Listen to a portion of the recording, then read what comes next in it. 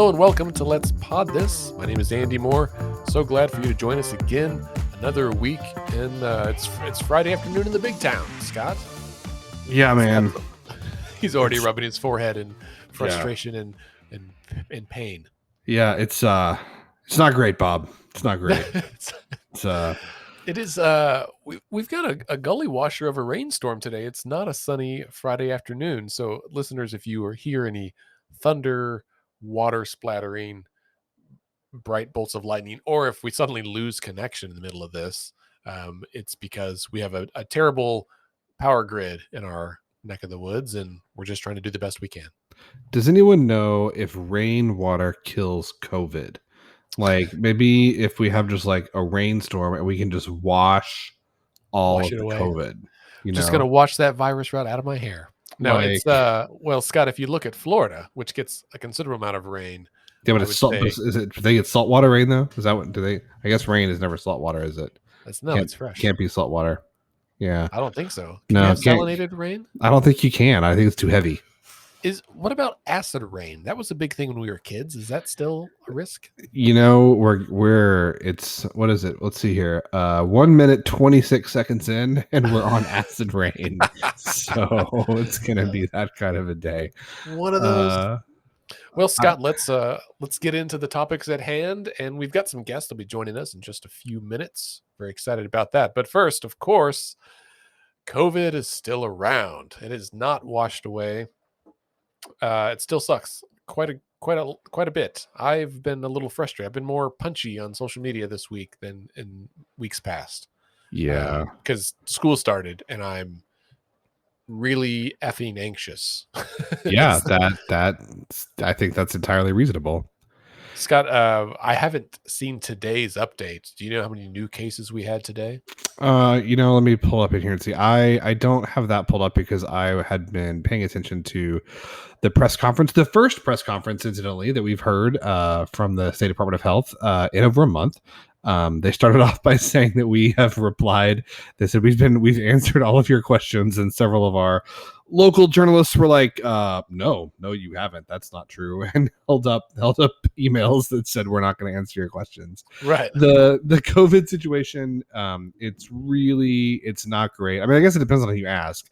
If you ask, apparently the health department, the COVID situation is we need to monitor it, but no reason to be overly concerned.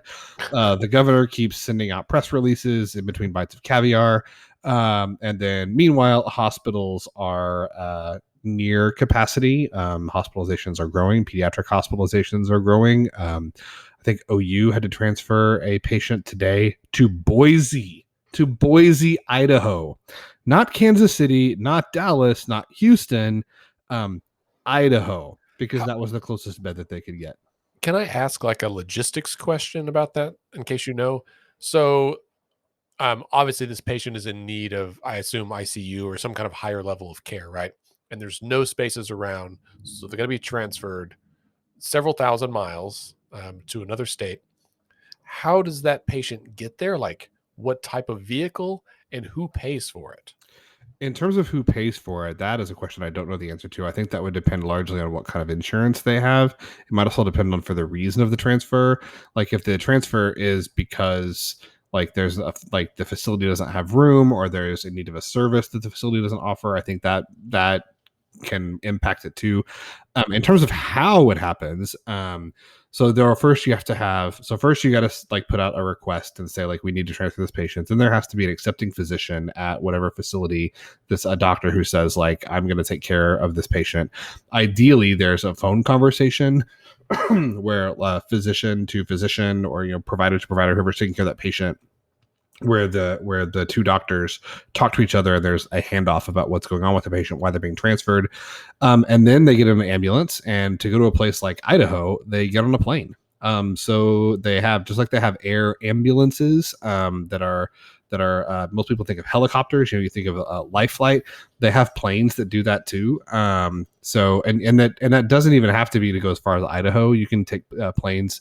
We'll transfer patients from here to Dallas. I had a patient once. It was a kid that we sent to children's at OU, and she had to be transferred to children's in Dallas for a bunch of reasons. And she went by jet. So it's usually going to be an airplane if it's not a pretty short distance. I know they will also fly organs for transplant.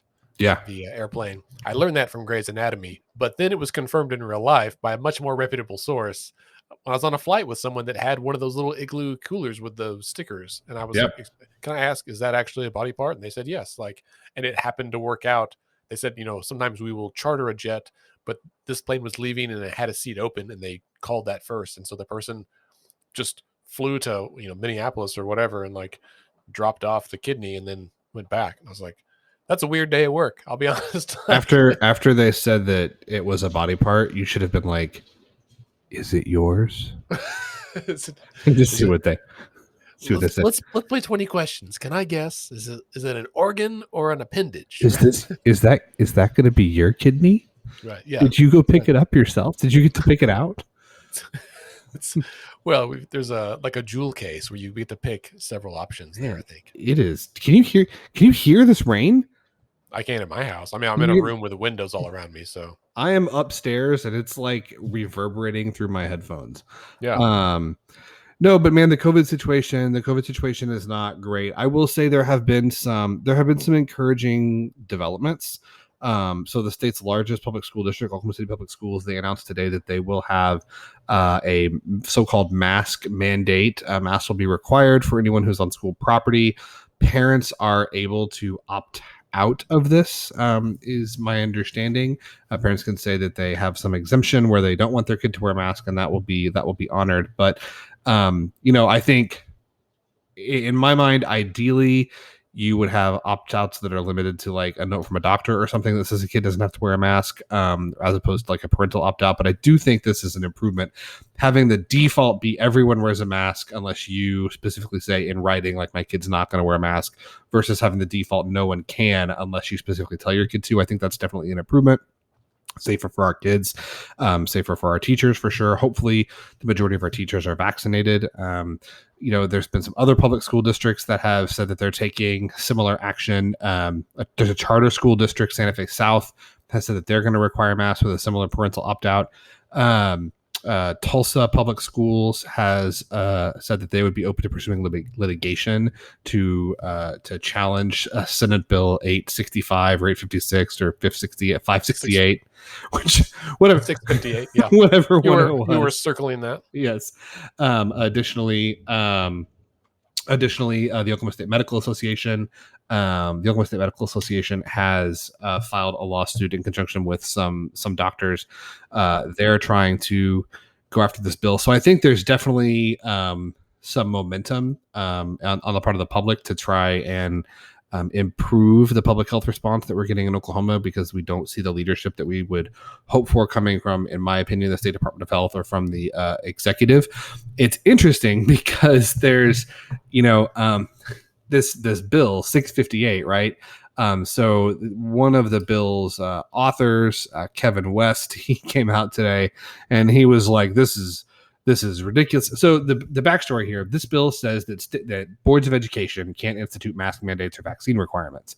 Oklahoma City Public Schools said, okay, well, our board can't do it, but it doesn't say anything in the law about whether or not our superintendent can do it. So the superintendent issued kind of the school version, I guess, of an executive order saying we're going to require masks. As an aside, we talk a lot on this show about poorly written legislation. I would say the intent of this law is bad, but even if the intent was good, it sounds like it's just not a very well written bill. This is why it matters. It's not watertight, you might say. Right. Like this is why it matters who writes your laws, and whether the person who writes the laws is someone who has expertise in understanding how laws work. But I digress. He came out and said, this is disappointing. School boards, superintendents derive their authority from school boards. School boards can't delegate authority they don't have, and under the law, they don't have this authority.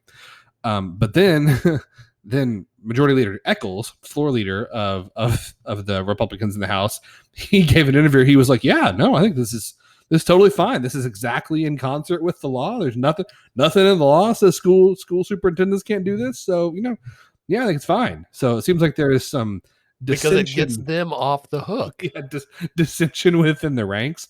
The governor's office has said we are sure happy to see that public schools are honoring parental choice by issuing mask mandates with a parental opt-out.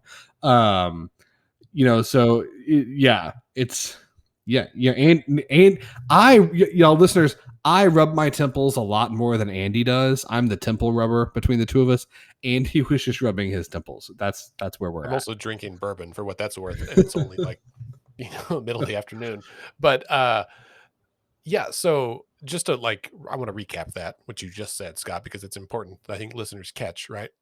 The legislature passed a law with the intent of forbidding schools from having mask mandates, right? That was the overt attempt or intent. The governor signed the law because he wants that. Now there's a big spike in COVID. Suddenly everyone's like, oh shit. We didn't think this was going to happen, right? Like we thought it was going to get better and we could just put it on our postcards like we protected your freedom. They told us COVID was over. They said it was over. Right. So now it's clear that they should not have done that. And I think given if COVID, if they knew it was coming, they wouldn't have done it, right? But they did, and here we are.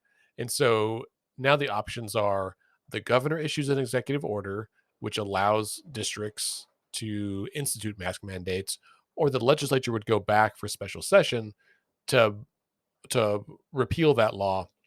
Something have to be done.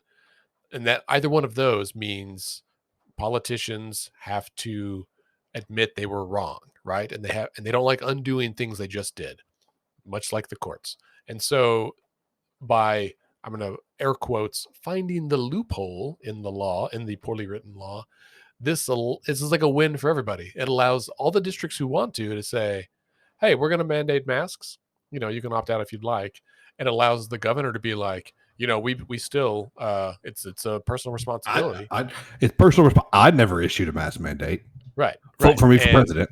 That's right. Oklahoma's open for business, and then it allows the legislature to just be quiet. And I'm impressed, honestly, with Eccles ratifying this and the fact that he said it publicly. Right, that's a big deal. And so I'm gonna, credit where it's due.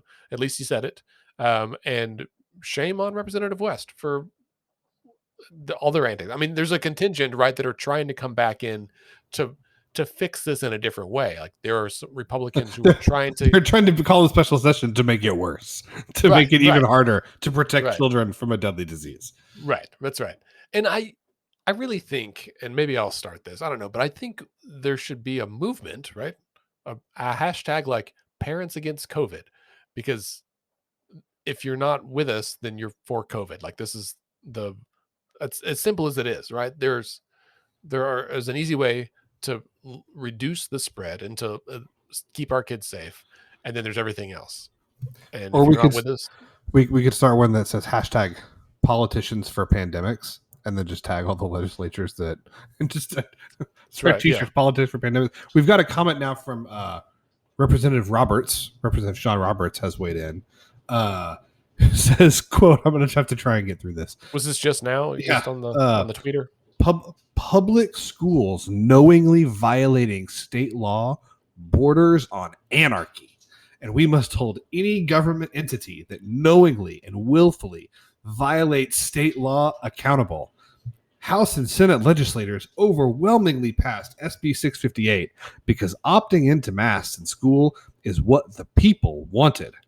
Public school boards willingly defying state statutes and the will of parents will not be tolerated. I have 3 comments. 1, any government entity that knowingly and willfully violates state law being held accountable. What would Senator Roberts say about all the times he's voted for the government of Oklahoma to knowingly and willfully ignore federal law? Number 1. Number 2, or their own law. Right, or their own law, right? Also, opting into masks in school is what the people wanted, not according to any polling data, including local Republican polling firms. And 3, public school boards willingly defying state statutes and the will of parents, it's not the will of parents, will not be tolerated. It's not at all clear what Representative Roberts can do about it. So there's no criminal, this is not a criminal offense. This is not in their criminal code. There's no penalty associated with the law. So I guess they can try and take these schools to court, which I'm sure will happen anyway. Um, it's just, yeah, it's a And lot of bluster. well, and to be clear, he is blustering about school boards mandating masks, and that is not what OKCPS is doing. It is the superintendent. That is the very crux of what they're doing, right? So he can say that and and be truthful, like be accurate, but that's not what's happening. And so if you're going to complain about something, you got to complain about the thing that's happening, not something different. But yeah, it's a point well taken. And again, I just think you're either for the virus or you're against it. And freedom is still there. And then honestly, like there's a lot of stuff that I understand and might even agree with about encroachment on personal freedoms. But wearing a mask when you go to school is not one of them. There are other options, and it's just a that's the way I feel about it. Also, as I've already said on the show and I guess online, as you all know, my mom died from COVID, and if one of my kids gets sick, the gloves are off. Like I'm coming for you. This is I'm not I'm not tolerating that any further. Um, and I will say I don't not to be disparaging, but of the members of the legislature that have spoken up about this from the Republican Party today, Leader Eccles is a educated, trained, experienced attorney who is very knowledgeable in the law, and some of these other guys are not, right? And so it just because someone is elected doesn't mean that they're an expert on any given topic. But when it comes to like legal issues, I'm going to defer to the attorneys and not to the cabinet makers. Nothing against that. That's an important, I mean, carpentry and those skills are very important, but it's maybe out of your wheelhouse of expertise, and you should not be out front on that issue. And just for some additional context of the state of things, Oklahoma City Public Schools has been in session for 4 days, right? And after 4 days of school, COVID cases went from 4, which was 3 kids and 1 adult, to 119, 88 students and 31 staff That have been diagnosed. Yes, right. I mean, and it could easily be 3, 4, 5 times that. Also, good news: OKCPS is offering a $1,000 stipend for any staff who get vaccinated. So, you know what?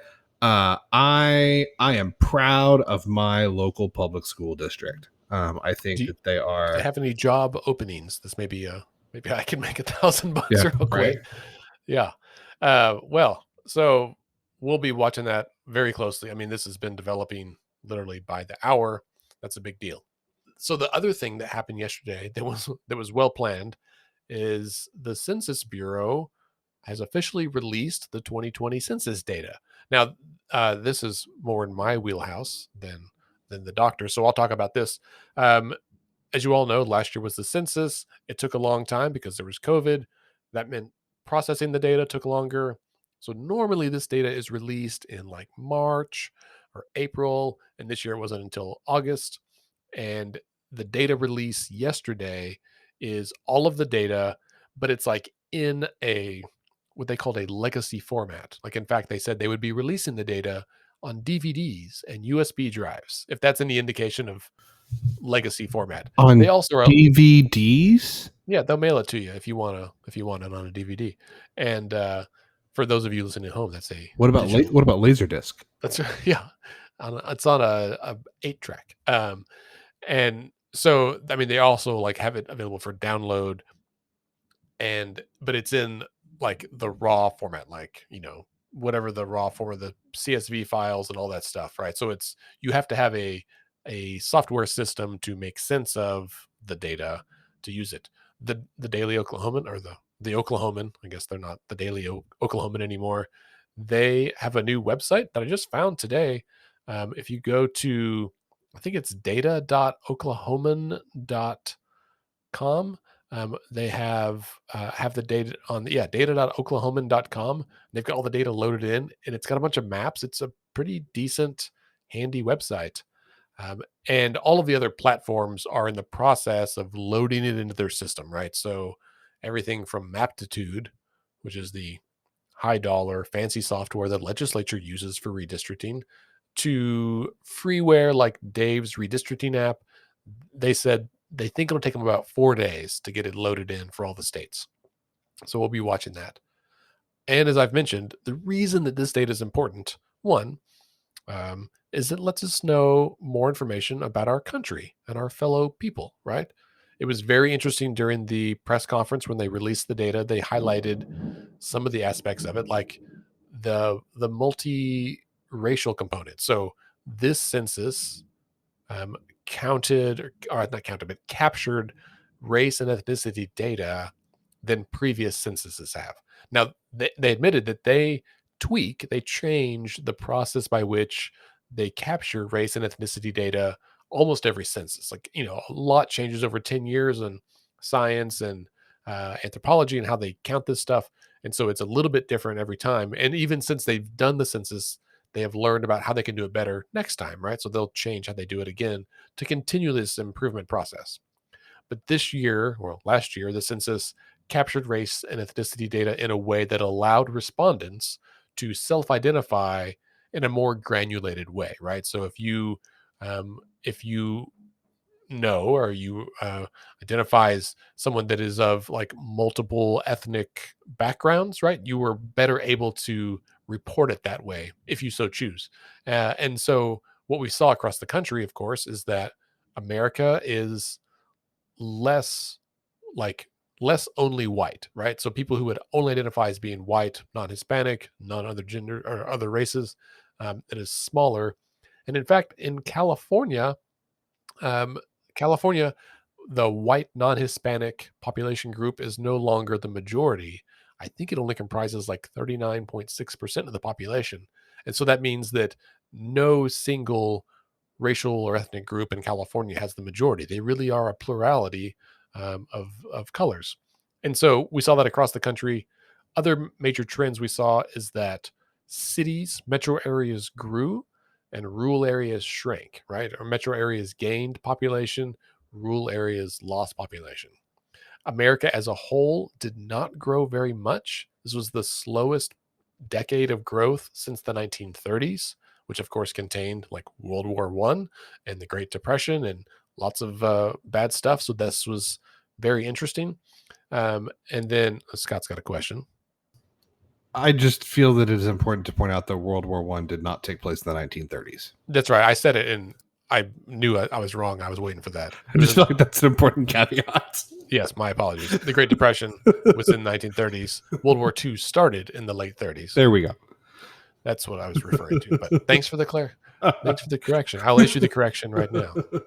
Scott's like watering a plant and then jumps in. Hang on, historical nuggets. No, You're it's wrong, Andy. So just what is happening is my dog Juno, who features herself regularly on the show, does not like storms, and so sometime in the middle of when I was talking and the rain started, she crawled under the desk that I'm sitting at and is now laying here on top of my feet, and so I'm reaching down to pet her head because every time it thunders, she looks at me like, "What is happening?" And she's a husky, so that's a big fluffy ball on your feet. Yes. So the census data, anyway, it's very interesting. They will be releasing the data in a more user-friendly format in September. So if you are interested in learning more about America, go to census.gov. Also, the data will be used for redistricting, right? So that's the big prize here. Listeners, as you know, Oklahoma has 5 congressional districts, and they will all be redrawn in the next 2 months.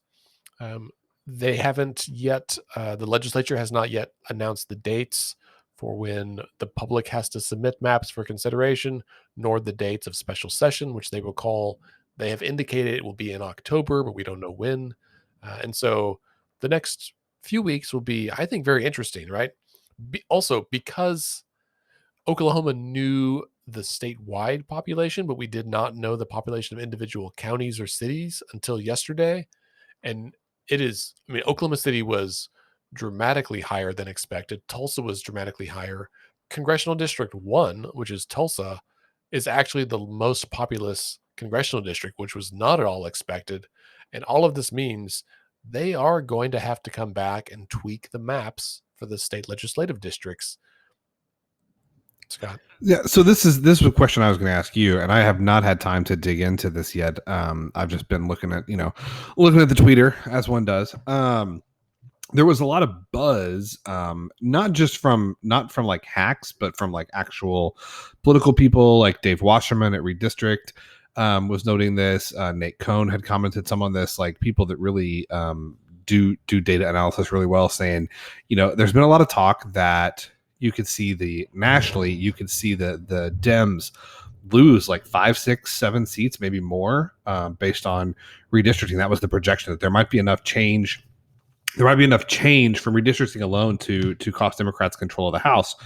But then there's been some talk today that, like, because of the way the census data has come out, that actually may not be the case, because there has been pretty significant population loss in some rural areas with population gain in metropolitan areas, that the redistricting process may not look quite as scary for the Dems as people had thought. What's your take on that? I would say the population trends are likely in Democrats' favor. However, it is largely Republican state legislatures that will be drawing the maps. And so I think they may just have to be more overt in their gerrymandering efforts, right? And my hope is that we see other states like Oklahoma, where the legislature has more or less said they are not using political data to draw the maps. Now, that may be because they gerrymandered so perfectly 10 years ago that they don't really have to tweak the maps very much in order to get a majority this time. But we'll wait and see. I don't expect it's going to be super positive for the Democrats, but all this stuff, right? This is a great example of what I really believe, and that's that politicians shouldn't be drawing political maps. Like, it's a huge conflict of interest, and it is not fair to voters of any stripe: Republican, Democrat, Libertarian, Independent, anybody else. It's a big deal. So, one thing I do wonder, and I know we'll move on because we have great guests that are waiting in the green room here.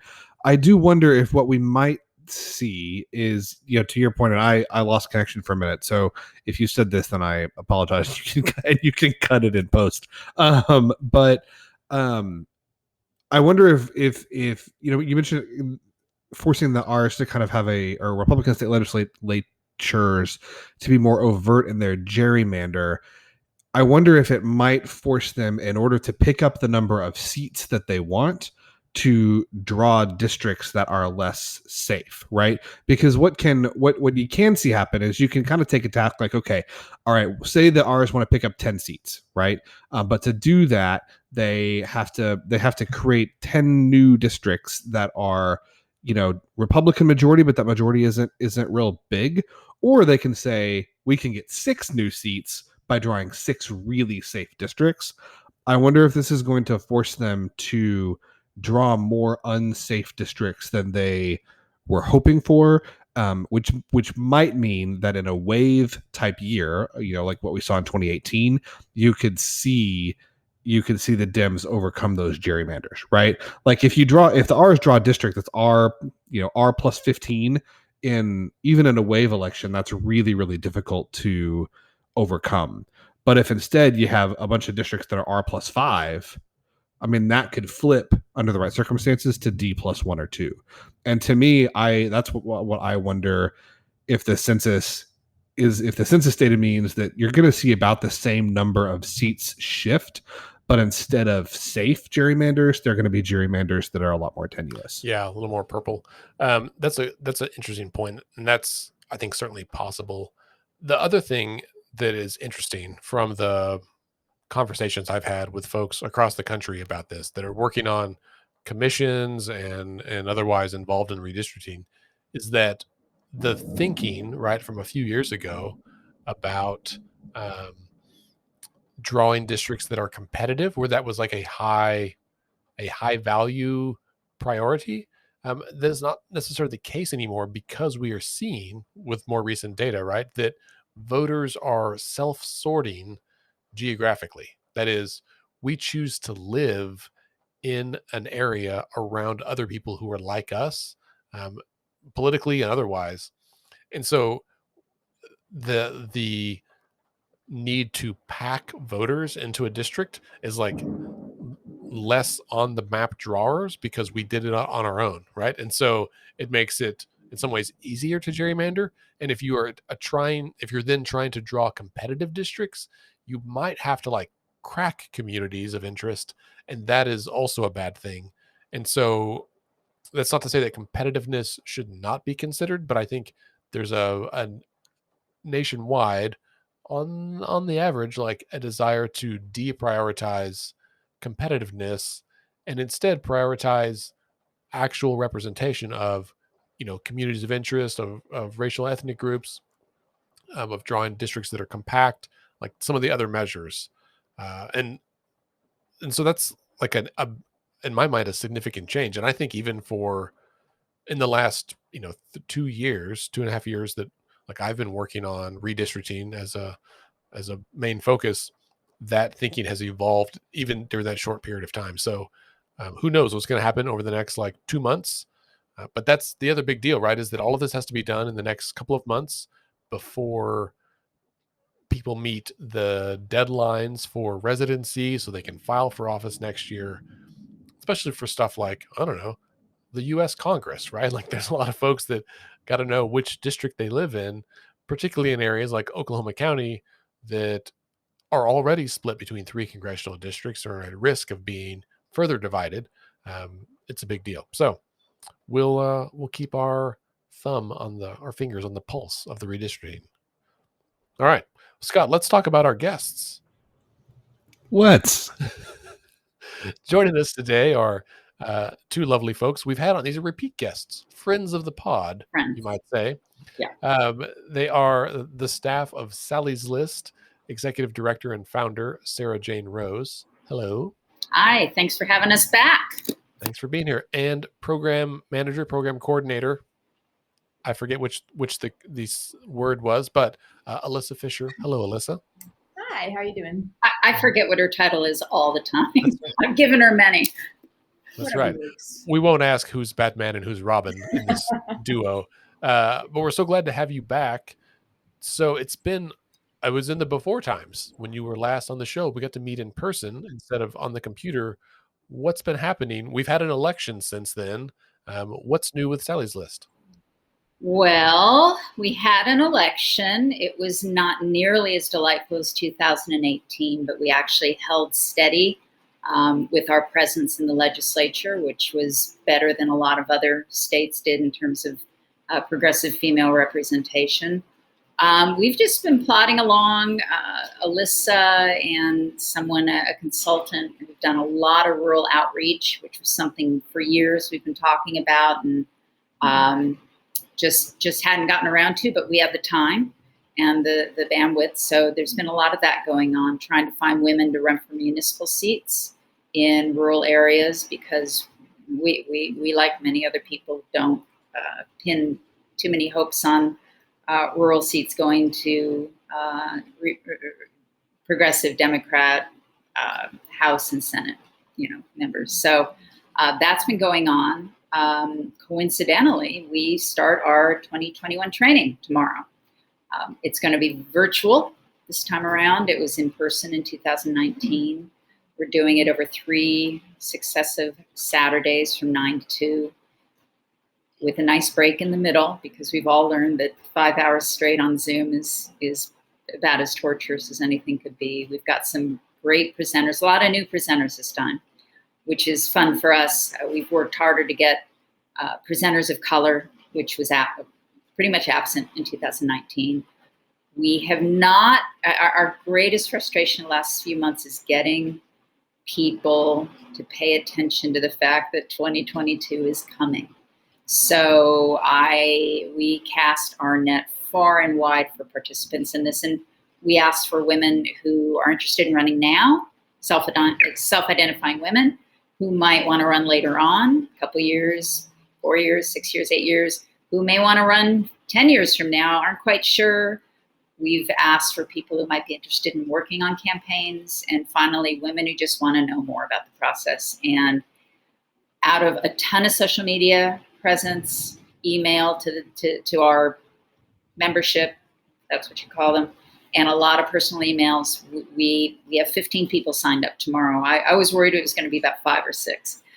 The good thing is, because it's Zoom, we're recording the whole thing. So a lot of people aren't going to, we've got 5 or 6 candidates attending. We'll get a lot more candidates once summer's over and people are starting to think about the future again, if they can bear to think about the future of politics, which is hard. People just don't want to talk about it. So that's something that I think people, we talk about this a lot, that people say, I don't want to talk, I hate talking about politics, or my family, we don't talk about politics, or you shouldn't bring up politics at Thanksgiving or Christmas or whatever. And my answer is like, no, that's absolutely when you should bring it up, right? Like part of the issue with our politics is that we don't talk about it enough. How do you approach, like, what is your approach to getting people to kind of think, this is a thing you should do. Like, not only should you talk about politics, but you should think about running for office. You should think about being involved. How do you, what's kind of your hook to get people over that, oh, I'm afraid of politics, or I don't care about politics, to getting involved? We're very honest. I think the first thing we say is, yeah, you should be afraid. And we're afraid. It's not, or adding a component to this training on security, because I'm actually a martial artist and I've taught women's self-defense for several years before I did this. And women often don't know when to report threats. They feel reticent. Maybe it wasn't really a threat. Maybe when this person said, I'm going to find you and kill you, maybe it was just, they were just mad. So we want to really work on women to understand when it's time to call the cops, candidates. What do you do when you knock on a door and someone opens it with a gun in their hand? And that's been a problem our candidates of color have already faced in years past. It's hard. I mean, if we have friends who say we can't discuss politics at Thanksgiving, Alyssa, I mean, we tend to say don't go to Thanksgiving. We're not very... I guess to answer your question more specifically, I'm also very sorry if you can hear rustling. I have a cat very excited about the rainstorm right now, so I apologize. I would, what I always say is to people who are like, oh, I don't really like politics, I don't really like this, I don't really like that. Well, I try to think about something they do like. It's like, well, do you like bicycles? You like feeling like you can ride your bicycle where you would like to go? Because frankly, I don't feel safe riding a bicycle on most of the streets, and I pay taxes. I do all of these things. It's like, if you feel safe on your bicycle, and if they say no, I'm like, well, what have you done? You can do stuff, reach out to your city council person, attend meetings, all these things. I'm like, well, I don't really have time. I'm not really interested. I'm like, well, you are interested, and how would you really know if you've never engaged in it? And I think sort of bringing politics to a personal level is really the only way you can try and build that connection. We really do not teach civics in Oklahoma or generally across this country very well. And so I think there is a huge disconnect between how people believe government operates and how it really does. And so that being said, it's very easy when you are living comfortably, I think, to feel like you don't really need to get involved in politics, or you don't really need to utilize your, rights that you have as a citizen or as a member of a community to make it better. But ultimately, if you are in a comfortable position, you have even more of an obligation to utilize that space as a way to make life better for the people who are most marginalized. Because if someone's working 3 jobs and they're like, I don't like politics, I'd be like, well, I get it. When do you have time to follow politics? And why would you care when so clearly you have been written off as disposable by those who are making the policies? Yeah. Scott and I try to often distinguish, at least on the podcast, about the interrelatedness, but the difference between politics and government, right? Or governance. And that I think increasingly politics deals with the showmanship, the horse trading, the drama of it all, when what most people are actually concerned about is, are things working, right? Is there corruption? Am I able to get the services that I need, right? Is someone picking up my trash? Do I have water service? what are my taxes like, and am I getting a return on my investment of my taxes? Like pretty normal everyday stuff. And otherwise, we're just trying to live our life. And so the times that people do get concerned are when that doesn't happen, right? Like when something is broken and it causes a pain to them, um, and it hurts their budget, it affects their family. The state bans school districts from requiring masks, like whatever it is when you see people tune in more. Well, and I do think the elephant in the room is January 6th, which puts so many people over the edge. They just don't want to think about it. People are starting to come out of that, and I have to say the women we've reached out to run have overwhelmingly been, yeah, there's not a lot of I'm afraid or I'm not into this. But we do when we recruit, we're looking for a person who's already been in public service, either in an elected position or whatever the job they're holding. As you were saying earlier, we don't have a lot of districts we're recruiting in. Probably 6 strong viable districts, and then 3 or 4 more that have been redistricted, not in our favor. But I'd love to get someone to run there anyhow, because I want to give whoever's there a run for their money. And then, of course, we always have a couple sitting incumbents we just want to punish in any way we can, no matter where they are. But I think people are kind of getting back up and thinking about the future. And I mean, if you don't like what's going on, you're not going to like even more what's going to go on. So if you sit back, that's not going to help. So I'm curious how you talking about districts where so I had a candidate reach out to me recently-ish, and their question, because the race they were considering, they were just like, hey man, I just, what do you think? This I'm thinking about doing this, but it seems like this would be a just quote unquote the impossible, like it's impossible to win, so like what's the point? And my answer was, first of all, there's no race that's impossible to win, because you never know what's going to happen. People have scandals all the time, right? Certainly we don't hope, I personally don't hope for anyone to ever become personally, ill or or something, but like those kinds of things happen. Like you never know what happens. Like no one can predict the future. So I would say that no race is ever like hopeless, but assuming that all other things remain static, there are races that are going to be really, really challenging. Just like there are races in Oklahoma that are really challenging for a Democrat to win. There are races in Oklahoma that would be really challenging for a Republican to win. I think it'd be hard for a Republican to win HD 88, for instance, right? When you're talking about trying to recruit candidates to run in those districts or races where it's going to be really, really tough, what is your approach, and how do you talk to them about why those races are still important, even if even if you're not likely to pull the victory out? We don't generally recruit in those races anymore. I used to think before 2018, if past performance or registration numbers showed, I'm going to talk Democrat, Republican now, even though we're nonpartisan, if the Democrat registration was 40% in a district, it was a non-starter.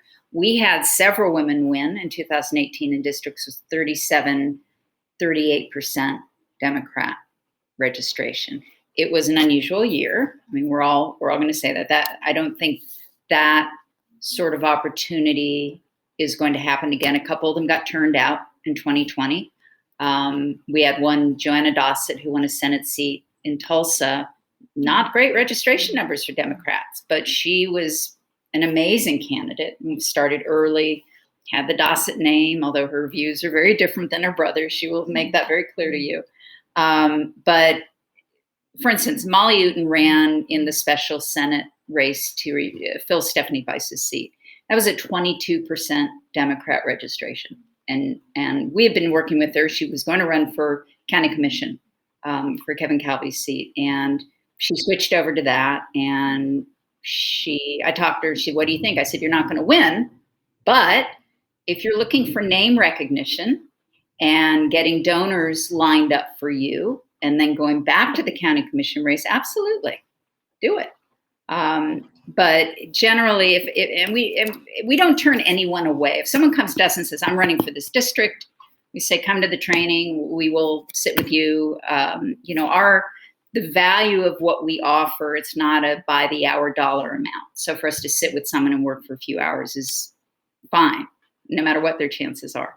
But we are really honest about, I remember we had someone, it's been a few years now, said, wanted to run somewhere. It was like 24% Democrat registration. I said, you're not going to win. She said, there's always a chance. I said, there's no chance. She said, you never know. I just went back and forth. I said, no, I know. But it's pretty certain if it's under 35%, if you want to do it again, name recognition, maybe, as you say, things change. Cindy Munson is our favorite example. She lost the first time in a historically Republican district. Representative Dank passed away suddenly. Cindy had done an incredible amount of groundwork, name recognition, everything. And she focused on Republican voters. She's very different. She's not really the model of what most candidates do. But she got out there, and the next time she ran, she won. And who knows? Like you say, you just don't know what scandal's going to run across the road. But yeah, I would also add to that, I think that, Sarah Jane's right, in a lot of races where there's such a low percentage of Democratic voters, there is a low chance. But I think it's also important, and this is something, when you talk with rural organizers, they'll say over and over again, the data is bad. Like, the data is bad. The data has not been updated. No one has gone out and actually knocked doors in these areas. No one has actually really updated the van in years in many places. And while a lot of times, I think politicos will look at presidential turnouts or, statewide turnout responses on votes as an indicator of viability. Again, I will, say over and over again, the data is bad. There are people who have not been contacted, who have not had anyone show up and ask them to register to vote, have not had anyone show up and say, what do you care about, in years. So I think part of why it's important that people run in those races is so that the people who do vote in that area don't feel completely abandoned by the Democratic Party and by the progressive movement. And then secondly, I would say I think it's really important for rural communities to focus on local races, which is why, as Sarah Jane mentioned, it's been something I'm really passionate about, is building connections in rural Oklahoma to help fix the data issue, really, because we have to start in the more populated sections of these rural areas, clean up the local data, and then hopefully build enough momentum to start doing it out in further rural areas. But you're like, yeah, it's not likely that someone's going to run and win in a statewide or, legislative race out in rural Oklahoma right now, but the groundwork has not been laid. And I also wonder too, and I'm spitballing here because, as you mentioned, one, the data isn't good, and I don't have the bad data at my fingertips right now either. So, but I do, I don't mean to suggest that I think, Democrats are going to go out and win in 75-25 districts. But I do wonder if, first of all, you lose every race that you don't compete in, right? But also, if you go out to some of these districts and if you lose them 65-35 instead of 80-20, right? I mean, if you lose 10 districts by 35 points instead of 80 points, that may not make a difference in the state legislature, but it might make a difference in a gubernatorial race, and it might make a difference in a Senate race, right? We don't have an electoral college in Oklahoma. You get the most votes, you win. And so while there are people who look at Oklahoma City and Tulsa and say, hey, run up the margin in urban areas, I think you're right, Alyssa, that we need to be doing a lot more work in areas where we don't have nearly as much infrastructure, we don't have nearly as much data, because the thought is that we can't win. And I guess my thinking is, well, trying to win that legislative seat is not always the point. Like, it would be great if we did, but that's not the only goal. It's very heartbreaking to look at the results on election night and see how many races are uncontested, how many House races are uncontested. I do believe in a perfect world, there should be an opponent in every race. There's some deceiving numbers in Eastern Oklahoma in terms of what looks viable. County parties really step up. That is their job, is to find candidates for those outlying districts. We can't really recruit word of mouth in Okmulgee or something. It's the county parties who, and some of them have been excellent at doing this, some not so much, but there are, it's a lot of counties. So, but I agree, it would be great to have an opponent, a Democrat opponent in every single race. And then we always weigh that with, do you want someone running who's doing a terrible job? That's a problem, because then you drive away. Voters finally say, oh, thank goodness, there's a Democrat on the ballot. And then it's like, oh God, I don't want to vote for this person. Not that guy. Yeah. So are they going to stay away the next time?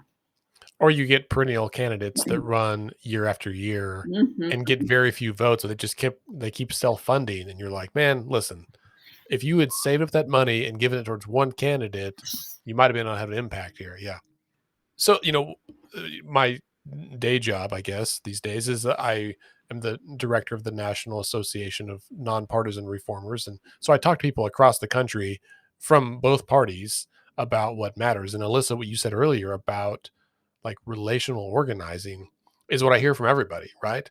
That there is an increasingly large slice of the electorate, right? A larger and larger number of voters who have been ignored. And as both parties talk to their base and whomever they have scored in their voter file as being like part of their persuasion audience, right? And even that gets smaller and smaller.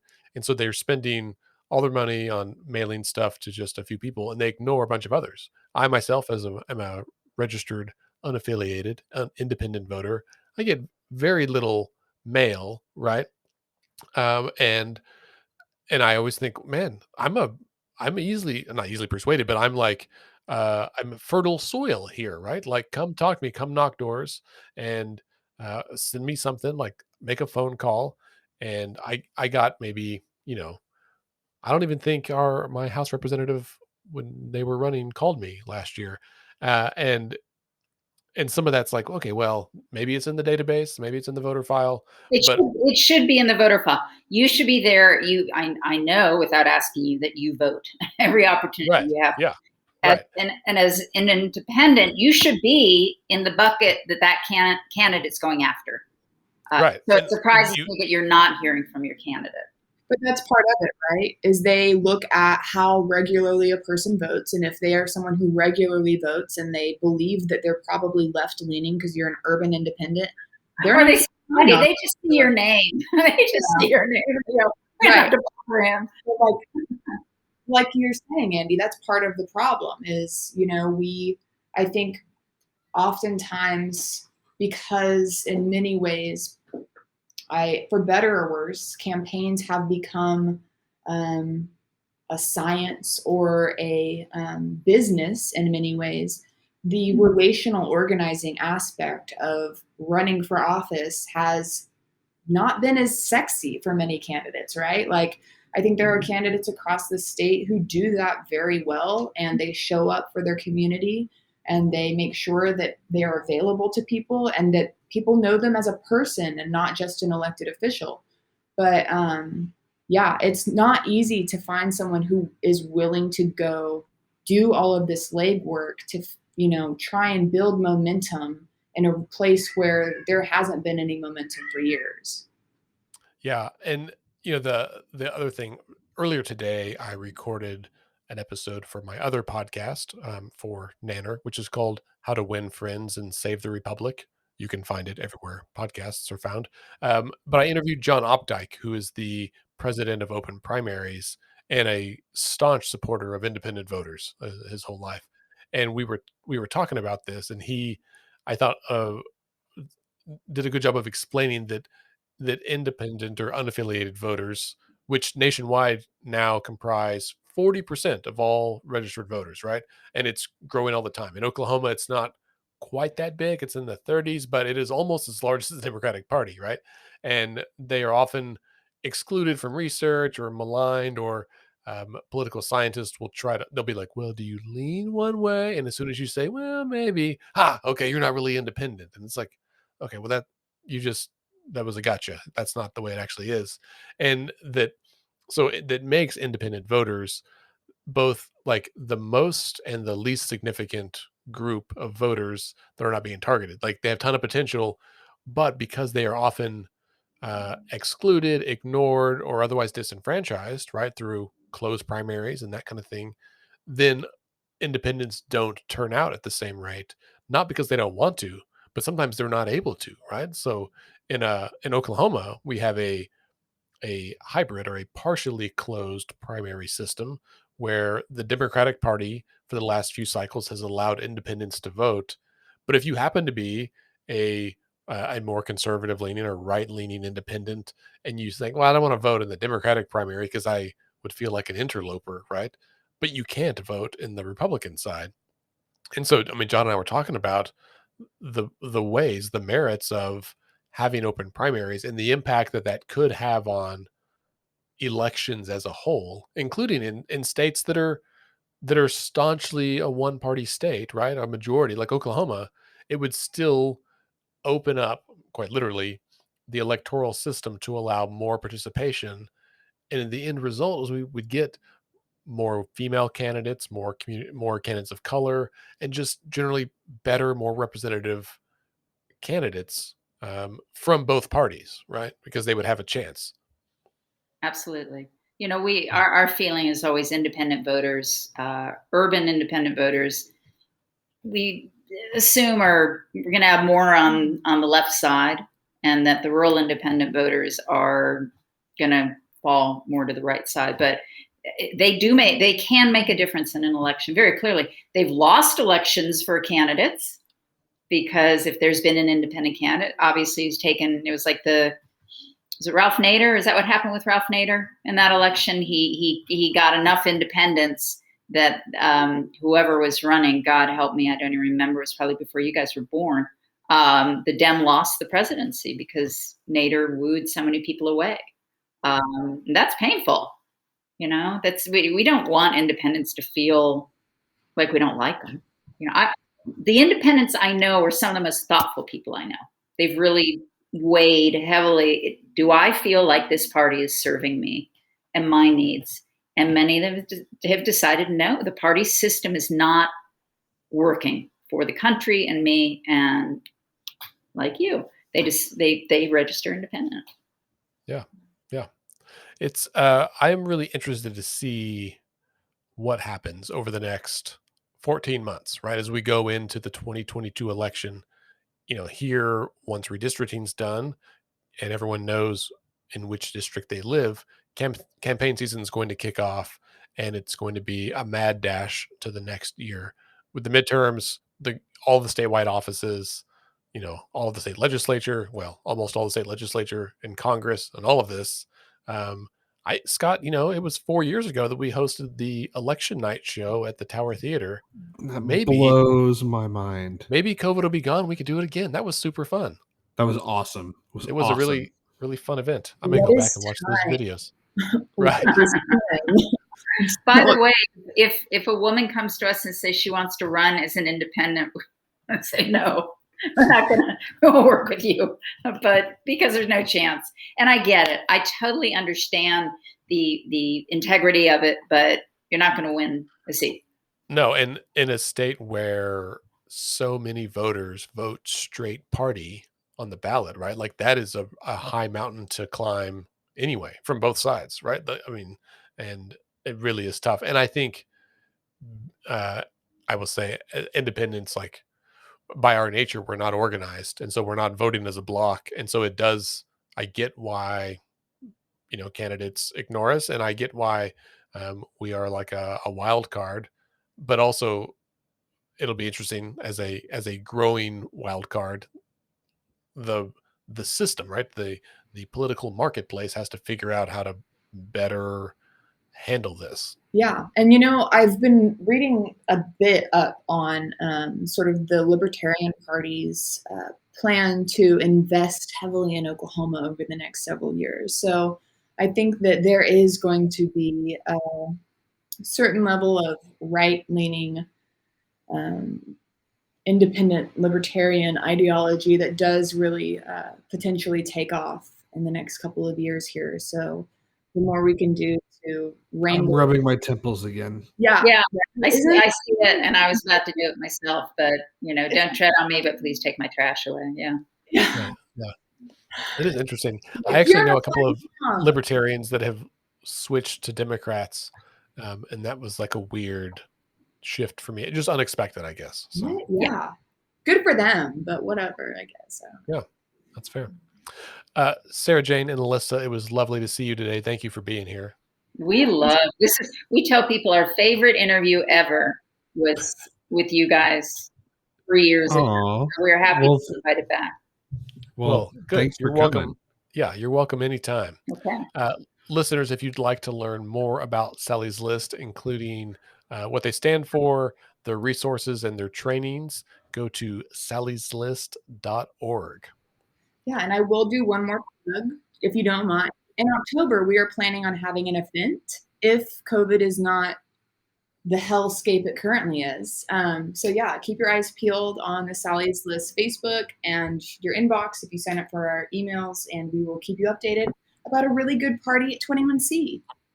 We were pretending. We met with them the other day to go over the menu, and they were very funny. We said, we're all going to pretend this is happening. Let's just move forward. So yeah. You picked a great place. I've been to some. They do a really good job. I mean, it's a beautiful facility, and I've been to some fantastic events at 21C. So good. Let's Fix This had an adult prom there. We did. It was awesome. It was a lot of fun. Yeah. All right, Scott. Thanks for being here too, man. Man, wouldn't miss it. I know. That's why we do it every week. Yeah. All right. Next week, I think Scott. It's just you and I next week, and then on. Maybe for the next 2 weeks. And then on September 3rd, we're going to have State Labor Secretary Leslie Osborne is going to join us. Friend of the show, love to have her on. Yeah, that's right. We had coffee the other day. It was good to catch up. I will never forget showing up to my house because she was going to record, and we were both late, and she was just sitting on the front steps to my house, and I was like, oh God, I'm so mortified. You were late. I was there with her. We were getting eaten by mosquitoes in her front porch, and you texted me and said, please don't let my dog eat Representative Osborne. Yeah, and then she was an OG. She recorded in Upper Room Studios, man. That's true. That's right. I also like it was very casual. Like she was like, I'm just one of you people. It was good. So we look forward to having her back on the show, even if it's virtual. All right, listeners, thank you for being here. You're why we do this. Please go to letsfixthis.org and sign up for our email list if you haven't already. We will have some exciting events coming out soon. In fact, you can join our book club we're doing. We're reading The Politics Industry by Catherine Geil and Michael Porter. We've only had one episode so far. We're going to have 3 more, so it's not too late. Our next one is on August 29th will be the next one. So thanks for being here, and we'll talk to you next week.